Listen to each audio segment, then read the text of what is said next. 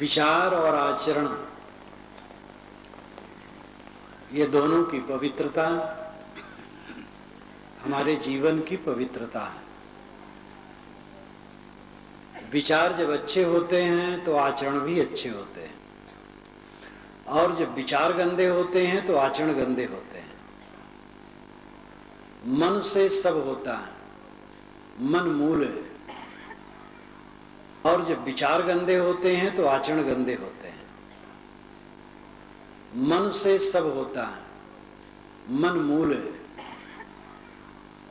मूल गहे ते काम है, तय मति भरम भुलाओ, मन शायर मनसा लहरी बहे कतहु मत जाओ।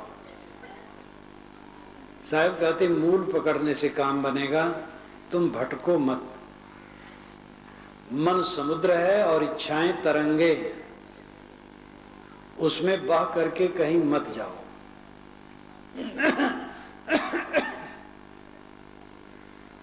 मन और मनसा, ये दोनों को वश में करो। गंदे विचार हमारे होते हैं तो गंदे आचरण होते हैं, सही विचार होते हैं तो सही आचरण होते हैं। विश्वासों के विषय में भी बहुत बातें होती हैं। बहुत ऐसे विश्वास हैं जिससे हम भटकते हैं। कहीं चले, छूछा घड़ा लेकर के कोई सामने आ गया, विश्वास है कि छूछा घड़ा देखने से अशुभ होता है।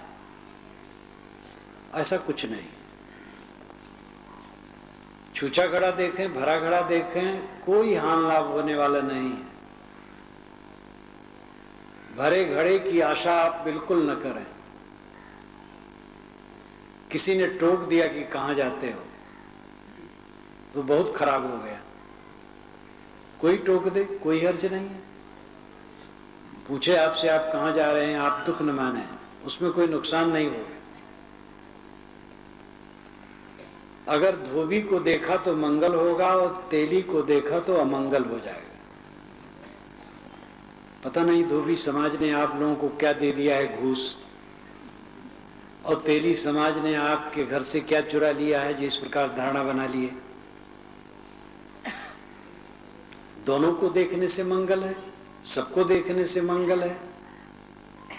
भगवान के दर्शन करने से मंगल है। और भगवान अगर कहीं है तो ये प्राणी है। देखो यहां विराट स्वरूप भगवान बैठा है।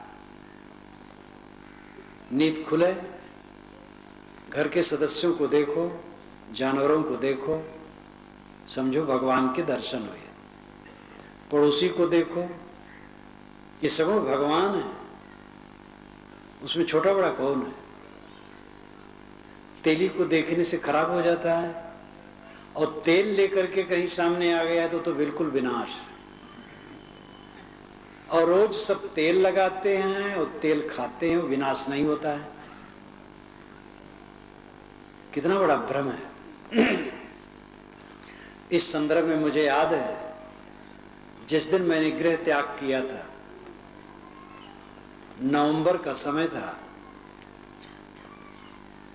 तिथि और तारीख की याद नहीं है। बढ़ारा हमारा गुराश्रम जन्म स्थान से कोई बहुत दूर नहीं, 7-8 किलोमीटर होगा। वहां से चलता था, आता था गुरु जी के यहाँ।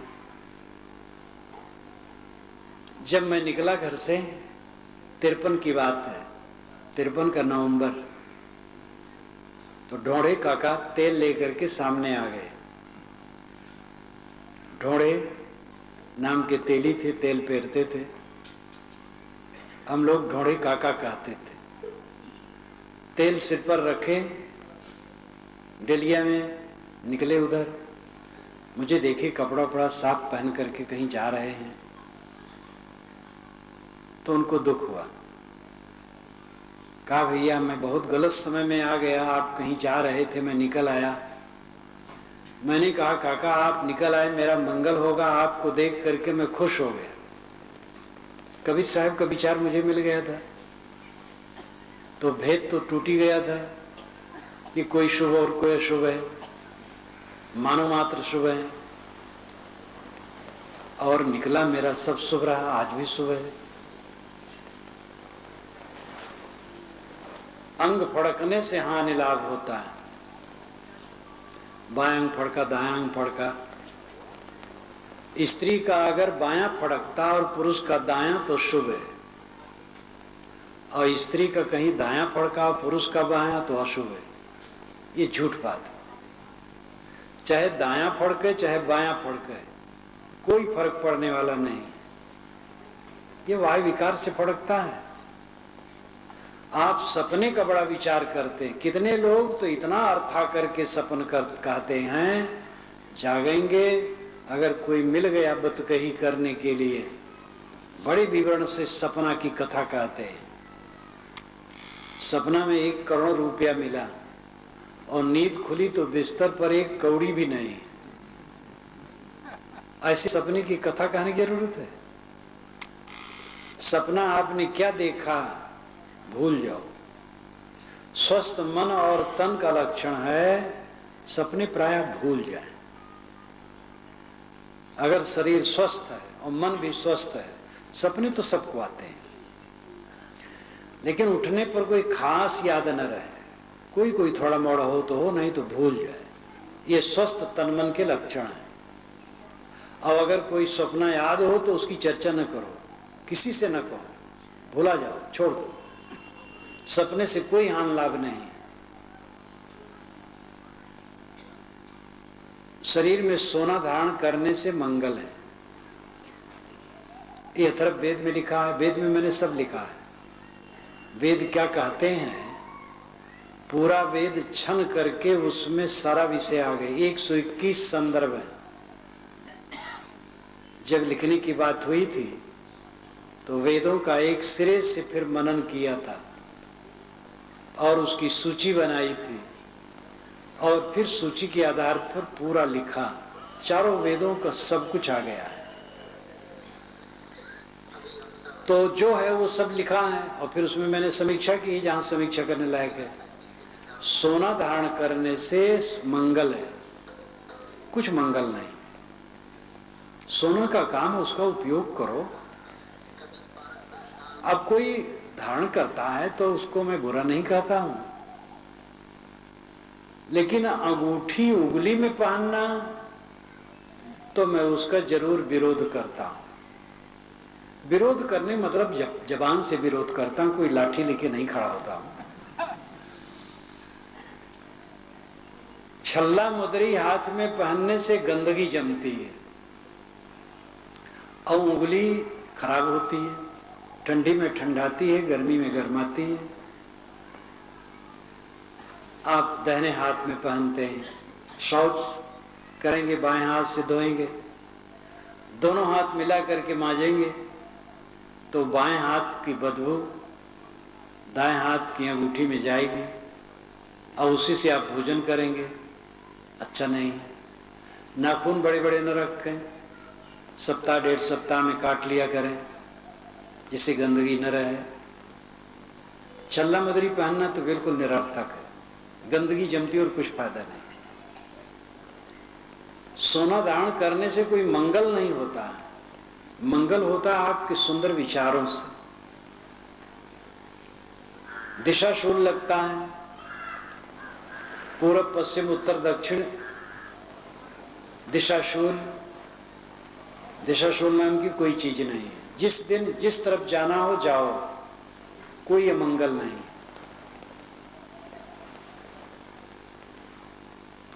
मंगल बुध उत्तर दिश काला। मंगल बुध उत्तर को जाए तो काल है, लेकिन मंगल बुध को भी उत्तर के लिए ट्रेनें बसें छूटती है। इलाहाबाद से फैजाबाद के लिए छूटती है, बंबई से दिल्ली के लिए छूटती है। दिशाशूल नाम की कोई चीज नहीं। योगिनी दाहिने है कि बायां है, ये भी भ्रम है। देवता को खुश करने के लिए प्रयास, देवता को खुश करो तो पुत्र मिलेगा। देवता को फूल चढ़ाए, अन्न चढ़ाए, नारियल चढ़ाए, मिठाई चढ़ाए, चलो कोई बात नहीं। देवता को लोग बकरा, मुर्गा और सूअर भी चढ़ाते हैं। देवता भला निर्दय होंगे? देवता तो जो है जो दयालु है, वो कैसे चाहेगा कि किसी प्राणी की हत्या की जाए? जब हम किसी प्राणी के गले पर छुरी चलाते हैं वो तड़पता, पीड़ा होती है, देवता कैसे खुश होगा? हमारे मन का भ्रम है। देवता कभी निर्दय नहीं होता है। अगर कोई देव पूजन करता है तो उसे नारियल चढ़ाना चाहिए, मिठाई चढ़ाना चाहिए, फल फूल चढ़ाना चाहिए, जीव हत्या नहीं करना चाहिए। साहब कहते हैं, माटी की कर देवी देवा काट काट जीव दैया जी, जो तोहरा है सांचा देवा खेत चरत क्यों न लैया जी। माटी की देवी देवता बना लिए और बकरा मुर्गा सूअर काटने लगे। तुम्हारा देवता अगर मांस का प्रेमी है तो खेत में चरते हुए जानवरों को क्यों नहीं खा लेता है? ये महाभ्रम है कि जीव हत्या करने से देवता खुश होते हैं। मान लो कि जीव हत्या करता है कोई, पूजा करता है, बाल बच्चे बढ़े, धन बढ़ा, तो बाल बच्चे और धन बढ़ते हैं प्रारब्ध पुरुषार्थ से, जीव हत्या करने से नहीं। लेकिन उसमें हम उसको जोड़ लेते हैं। सदैव सत्कर्म में प्रेम रखो। कोई देवी देवता पूजने वाला है, वो पूज सकता है, लेकिन सात्विक पूजा होनी चाहिए, जीव हत्या नहीं। और तथ्यता यह है, कबीर साहब का विचार है कि प्राणी देवी देवता हैं। प्राणी की पूजा, प्राणी का सत्कार करो, प्राणी मात्र के प्रति आदर भाव रखो। प्राणियों का आदर करोगे तो यही महान देव पूजन है। विचार सही होते हैं तब आचरण सही होते हैं। मैंने शुरू में कहा था, विचार गलत हैं तो आचरण गलत है। हमारा विचार पहले सही होना चाहिए। ये गलत गलत विचार जो हमें मिले हैं, ग्रंथों में, पुस्तकों में भी ऐसे शास्त्र हैं जिसमें गलत विचार हैं। प्रवचन देने वालों में गलत विचार होते हैं, बताने वालों में, पुरोहितों में। वो गलत विचार सदैव मनुष्य को गलत दिशा देते हैं। आपको निर्छीर विवेकी होना चाहिए। स्वयं विवेक की आंखों से देखने की चेष्टा होनी चाहिए।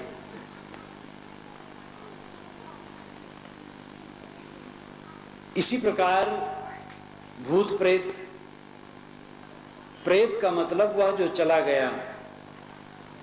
प्रेत कर्म, दाह संस्कार इत्यादि कर्म। प्रेत का अर्थ ही होता है गया हुआ। जीव शरीर छोड़ के चला गया, प्रेत हो गया, नहीं चला गया। भूत प्रेत की कोई योनि और खानी नहीं है। आप कोई पकड़ नहीं सकते, कुछ है ही नहीं है, मन का भ्रम है। भूत प्रेत के चक्कर में न पड़े। प्रेत वह जो चला गया और भूत बीत गया, इतना ही अर्थ है। भूत प्रेत की कोई योनि नहीं, कोई खानी नहीं। वह भैंसा बन करके, सांप बन करके, बकरा बन करके, ऊंट बन करके आ गए, ये भ्रम है। कोई भी जानवर की देह बनती है अपनी खान के अनुसार। योनिज है तो माँ बाप के संयोग से, उस्मज है तो उस्मा से, और वह शरीर धारण करते हैं, कुछ दिन में बड़े होते हैं। अगर उनका शरीर छूट जाए तो लाश पड़ी रहती है। प्रेत जीवात्मा भैंसा बन गया। कैसे? भैंसा बनने के लिए भैंसा और भैंस के संयोग के बाद पड़वा पैदा होता है 10 महीने, 9-10 महीने पर, और वो वर्षों में बड़ा होता है, तब भैंसा बनता है। प्रेत तुरंत भैंसा बन करके कैसे खड़ा हो गया? इसलिए भूत प्रेत का केवल भ्रम है। भूत प्रेत नाम का कोई जानवर नहीं है। ऐसी भ्रांतियों से अपने को अलग रखना चाहिए। जीवात्मा किसी का अंश है, ये भी एक विचार है। ये विचार भ्रमपूर्ण है। जीवात्मा अमर है, अमर किसी का अंश नहीं होता है। ना जायते मृत्य वा विपश्चित नायम कुतश्चित न बभूव कश्चित अजो नित्य शास्त्रों पुराणों न नित्य हन्यमाने शरीरे। ये उपनिषद कवि से श्रुति का, जो वेद का अंग माना जाता है। ना जायते मृत्य वा विपश्चित, विपश्चित कहते हैं विद्वान को, पंडित को, ज्ञानी को, लेकिन यहां विपश्चित का अर्थ है ज्ञानवान आत्मा। वो न जन्मता है न मरता। न जायते मृत्य व विपश्चित नायम कुतश्चित न बभू कश्चित, कुतश्चित किसी से, कश्चित कोई, न बभू पैदा नहीं होता है। एक आत्मा दूसरे आत्मा से या किसी परमात्मा से पैदा नहीं होता है। नायम कुतश्चित न बभू कश्चित, इन वाक्यों, इन शब्दों पर ध्यान देने योग्य है। न अयम, न यह, कुतश्चित किसी से, न बभू कश्चित, बभू पैदा होना, कश्चित कोई, ये किसी से पैदा नहीं होता है। अजो नित्य शास्त्र में पुराणों, ये तो अजन्मा है, पैदा कैसे हो गया? नित्य शाश्वत है, पुराण पुरुष है। जो जन्मा ही नहीं है वो अंश कैसे है? ये किसी का अंश नहीं है। ये प्रमाण की बात है, युक्त की बात। अंश अविनाशी नहीं होता, अविनाशी अंश नहीं होता। इस पर ध्यान दीजिए। एक 7 हाथ की चद्दर है, 1 फीट काट दी गई तो 7 हाथ की जो चद्दर है वो तो अंशी है, और 1 फीट काट दिया गया वो अंश है, वो अंश है।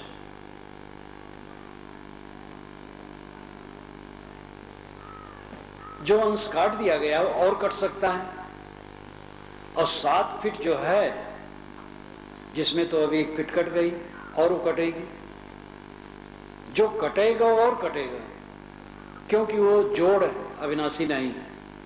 अगर परमात्मा टूट टूट करके जीव रूपी अंश बना है तो परमात्मा अब तक टूट के खत्म हो गया होगा, और ये जीवात्मा भी टूट जाएगा, क्योंकि ये भी अंश है, तो ये भी संधियों का जोड़ है, ये भी टूट जाएगा, विकारी है। जो विकारी वही टूटता है, निर्विकारी नहीं टूटता है।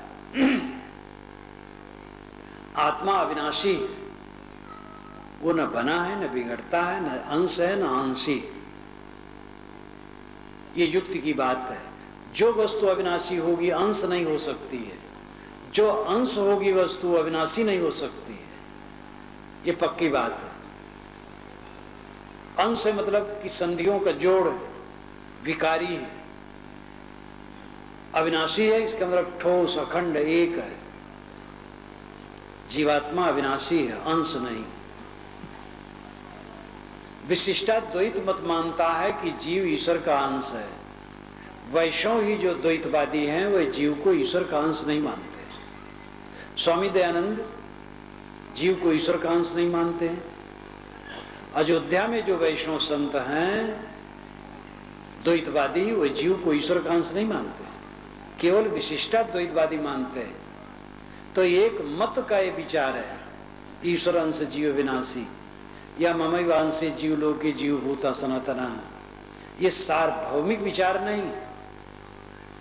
तो पहली बात तो एक मत का ये विचार है, सार्वभौमिक नहीं। दूसरी बात, युक्ति से ये बात सच नहीं, ये बात सच नहीं। जो अविनाशी है वो अंश नहीं, जो अंश है अविनाशी नहीं। तीसरी बात, प्रमाण, तो जीव ईश्वर का अंश है, प्रमाण है, तो ये भी प्रमाण है कि जीव ईश्वर का अंश नहीं है। और ये प्रमाण उपनिषद का है, जो वेद का अंग है, जिसको मैंने आपके सामने प्रस्तुत किया। नायम कुतश्चित न बभूव कश्चित, कोई किसी से पैदा नहीं होता है। जीव ईश्वर का अंश है, ये भ्रमपूर्ण विचार है। जीव अजन्मा है, नित्य है, शाश्वत है, पुराण पुरुष है, ये वास्तविक विचार है। शास्त्रों में सब बातें उल्टी और सीधी सब लिखी, उसमें आपको विचार करना पड़ेगा। स्वामी विवेकानंद के गुरु श्री रामकृष्ण परमहंस से जब पंडित कोई मिलता तो कहते कि क्या तुम शास्त्र ही केवल पढ़ते हो कि ध्यान भी करते हो? पंडित कहता महाराज ध्यान तो नहीं कर पाता हूं, शास्त्र पढ़ता हूं। तो कहते अरे शास्त्र में तो बालू शकर सब मिला है, बालू भी उसमें है और शकर भी है, बालू शकर दोनों मिले। ध्यान करो, साधना करो। तो शास्त्र में उल्टी सीधी सभी बातें रहती है। जब तक विचारक न बनेंगे तब तक निर्णय न होगा। रामचरितमानस सरल ग्रंथ है, उसी में लिखा है बोले बिहस महेश पुनि ज्ञानी मूढ़ न कोय, जय क्षण रघुपति जस करे ते क्षण तैसन होय। महेश बिहस करके बोले, हंस करके बोले, न कोई ज्ञानी है न मूढ़ है। रघुनाथ जिस समय जिससे जो करवाना चाहते वही होता है। अब किसी ने चोरी की, वो बुरा थोड़े है, रघुनाथ ने उससे चोरी करवाई। कोई दान किया तो रघुनाथ ने उससे दान करवाया। कोई किसी के घर में कूदा और उसके लड़के को उठा ले गया तो उसका दोष नहीं, वो मूढ़ नहीं है, वो तो रघुनाथ ने उसको ऐसे करवाया है उससे। और कोई अच्छा काम किया तो रघुनाथ ने करवाया है, ये तो रघुनाथ पर बहुत बड़ा ऑब्जेक्शन हो गया। और उसी मानस में लिखा है कर्म प्रधान विश्व रचि राखा, जो जस करे सो तस फल चाखा। ना काहुई कोई सुख दुख दाता, निज कृत कर्म भोग सुन भ्राता। तो आपको निर्छीर विवेक करना पड़ेगा। भावुकता में कहां कहा गया है और विवेक में कहां कहा गया है, इस पर ध्यान देने की जरूरत है। आप आए और कहे महाराज आपकी कृपा से पानी अच्छा बरसा और धान इस वर्ष अच्छा हुआ है, तो इसमें आपकी भावुकता है। मेरी कृपा से पानी बरसे तो सूखा किसी वर्ष में नहीं होगा, और अगर मेरी इच्छा से पानी न बरसे तो कम से कम अधिवेशन में तो कही दो पानी को कि भाई अभी अलग रहो। लेकिन ये गुरु लोग अपनी पीठ ठुकवाने के लिए ये सब करवाते हैं। गुरु महाराज 3 दिन हुआ भोजन नहीं किए हैं क्योंकि पानी नहीं बरस रहा है, तो गुरु महाराज व्रत लिए हैं कि जब तक बरसेगा नहीं तब तक भोजन न करो। मानसून नहीं आएगा, प्रकृति का तुक नहीं बैठेगा तो गुरु महाराज भूखों मर सकते हैं, पानी नहीं बरसेगा। पानी बरसने के जितने कारण हैं प्राकृतिक है। इंद्र पानी बरसाता है, ये वेद में है। तो इंद्र प्राकृतिक शक्ति है। सूर्य पृथ्वी से अपनी रश्मियों से पानी खींचता है, इसलिए आकाश को समुद्र कहा गया है। असली पानी तो वहीं भरा है। प्रेरक वायु चलने पर, जिसको मानसून आज की भाषा में कहते हैं, पानी बरसता है। पानी बरसने के जितने कारण हैं सब प्राकृतिक हैं, जड़ हैं। न हवन से पानी बरसेगा, न प्रार्थना से पानी बरसेगा। और पानी बरस रहा है तो प्रार्थना करो, निकालना चाहो तो निकलेगा नहीं। बाढ़ आ गई, आप वरुण देवता को, इंद्र देवता को, सबको हाथ जोड़ करके प्रार्थना करते जा रहे हो, भागोगे नहीं तो आप भी बह जाओगे। आग लग गई, हे अग्नि देवता कृपा करो, क्षमा करो, शांत हो जाओ, वो धधा धधा जलते रहे। पानी छोड़ो, धूल छोड़ो, इसकी जरूरत है। ये सब जड़ है। वेदों में तो ये सब का बहुत वर्णन है और सबको मैंने लिखा है और उसकी समीक्षा भी बताई। तो पानी बरसने के जो कारण हैं वो जड़ है। उसमें न तो कोई ईश्वर बरसा रहा है जो जानने समझने वाला है, न कोई शैतान उसमें दखल देने वाला है, वो प्राकृतिक है। ज्ञान न होने से आदमी भटकता बहुत है, बड़ा बड़ा भटकाव है। विचारों की अशुद्धि के कारण जीवन में बड़ी गड़बड़ियां और कमजोरियां होती। प्रभु ही कर्म हमारा सुधारे तो सुधरे, हम कौन होते हैं? कोई प्रभु नहीं है जो आपका कर्म सुधार सके। आप और मेरा अपना अपना कर्म अपना बनाया है, अपना ही सुधारना पड़ेगा। तंबाकू कोई खाने लगा, प्रभु ने खिलाया है। कोई शराब पीता तो प्रभु ने शराब पिलाया है। कोई चोरी करता, हत्या करता, व्यभिचार करता, झूठ बोलता तो क्या प्रभु ने कराया है? आदमी प्रलोभन में पड़ करके स्वयं गलत काम करता है और उसके परिणाम में संताप पाता है। एक आदमी दूसरे आदमी का चित्त शुद्ध कर दे, ये कोई चारा नहीं। गुरु महाराज भी हमारा चित्त शुद्ध नहीं कर सकते, चित्त शुद्धि का रास्ता बताएंगे। उनका चित्त शुद्ध है, उनसे हम प्रेरित हों, उनकी वाणी को ग्रहण करें, चित्त शुद्ध करें। वह हमारा चित्त शुद्ध कर नहीं सकते, अपना अपना चित्त शुद्ध किया जा सकता है। प्रभु चाहेगा तो सब हो जाएगा, ये कहावत बहुत है। और ये कहते कहते लोग अंदर के प्रभु को भूल गए। ऊपर वाला जाने, ऊपर वाला नहीं, भीतर वाला जाने। सबके भीतर में जो बैठा है ज्ञाता वह है, ऊपर वाला ज्ञाता नहीं। ऊपर तो आकाश है, बादल उठते हैं, चांद सितारे हैं। आपके भीतर में जो तो चेतन आत्मा है, आपका स्वरूप है, वो ज्ञाता ज्ञान स्वरूप है। और उसी को समझने की जरूरत है कि क्या गलत है और क्या सही। भगवान की माया हमें न चाहती है, एक विचार है। भगवान की माया न चाहती है कि आपकी माया न चाहती है? माया कहते हैं छल कपट को। तो भगवान धोखेबाज होगा जो छल कपट रखता होगा पास में। आपके मोहल्ले और टोले में एक आदमी 20 आदमियों को लेके छिप के बैठा हो और रात में छोड़ दे और एक गांव में जाकर के हत्या करें, लूट करें, तो आप भागेंगे, दौड़ेंगे, पुलिस को बताएंगे और पुलिस से पकड़वाना चाहेंगे।